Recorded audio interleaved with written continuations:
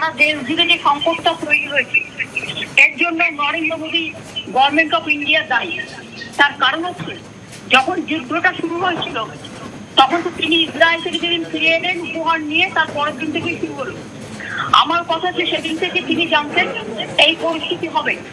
তখন তিনি কেন সিদ্ধান্ত নিয়ে জরুরি মিটিং ডেকে কতকগুলো এসেনশিয়াল কমোডিটিস আছে যেখানে মানুষকে প্রোটেকশন দেয়নি, উপরন্ত বলছে 25 দিন আগে মানুষ গ্যাস পাবে না, গ্যাসের দাম বাড়িয়ে দিয়ে।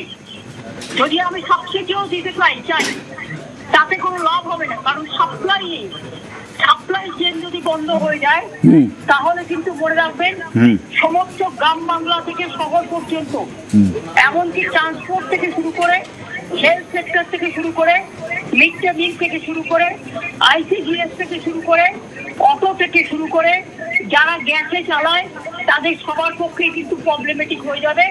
জিনিসপত্রের দাম বাড়ানোর সুযোগ করে দিয়েছেন তারা। আমি এখনো মনে করি যে আমি নিজে কথা বলেছি সকালবেলায়, আমি একটার পর একটা মিটিং করছি এবং কালকেও সমস্ত GMSPদের নিয়ে মিটিং করছি।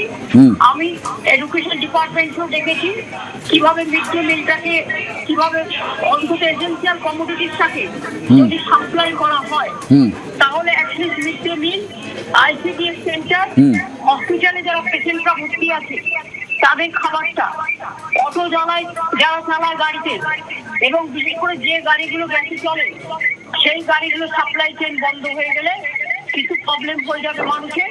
আমার মনে হয় এসেনশিয়াল কমোডিটিসটাকে ইমিডিয়েট সমস্ত কিছু আওতা থেকে বাদ দিয়ে এসেনশিয়াল কমোডিটিসটাকে রিলিফ দেওয়া উচিত।